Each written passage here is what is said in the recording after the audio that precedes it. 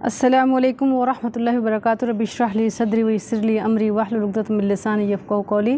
آج ہم دیکھتے ہیں کہ مسنون اقامت کیا ہوتی ہے، جو اذان دینے کے بعد نماز سے پہلے تک جو وقفہ ہوتا ہے، اس کے دوران جو نماز شروع کرنے سے پہلے امام جو اقامت پڑھتے ہیں وہ ہم دیکھتے ہیں۔ اس کے بارے میں حدیث مبارکہ بھی ہے کہ رسول اللہ صلی اللہ علیہ وسلم نے ارشاد فرمایا، اذان سے لے کر اقامت تک کے وقفے میں کی گئی دعا رد نہیں کی جاتی، بس تم اس وقت دعا کیا کرو۔ ابو داؤد کی حدیث مبارکہ ہے، یعنی جب اذان ہو جاتی ہے، اذان سے لے کے جب امام نماز شروع کرنے سے پہلے اقامت پڑھتے ہیں، اس وقت تک جو بیچ کا ٹائم ہوتا ہے وہ نماز کی دعا کی قبولیت کا ٹائم ہوتا ہے۔ اذان سے لے کر اقامت تک جو بیچ میں ٹائم ہوتا ہے، وقفہ ہوتا ہے، وہ اس میں دعا قبول ہوتی ہے، لہٰذا ہمیں اس وقت دعاؤں کا اہتمام کرنا چاہیے، نہ کہ فضول گوئی میں اپنا وقت کو ضائع کریں۔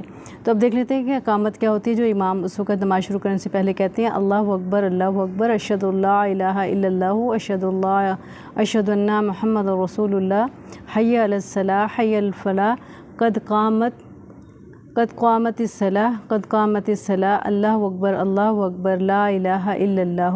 اس کا جو ترجمہ ہے، اس کو آپ دیکھ لیں، اس سے اندازہ ہو جائے گا کہ مسنون اقامت کون سی ہے اور اس میں کیا کہا جا رہا ہے۔ کہ یہ دیکھیں یہاں پہ قد قامت الصلاۃ، یقیناً نماز جماعت کھڑی ہو گئی ہے، ٹھیک ہے۔ اور جس وقت انسان یہ پڑھ لیتا ہے تو اس کے بعد نماز شروع کرتے ہیں، اور اس کے بیچ کا ٹائم جو تو بہت قیمتی ہوتا ہے، اس کو ضائع نہیں کرنا چاہیے، بلکہ اس میں بیٹھ کے دعائیں مانگتے رہنا چاہیے۔ اللہ تعالیٰ ہمیں صحیح ان کے ساتھ عمل کرنے کی توفیق اور سعادت نصیب فرمائے، پکا سچا مسلمان بنائے، آمین یا رب العالمین۔ السلام علیکم ورحمۃ اللہ وبرکاتہ۔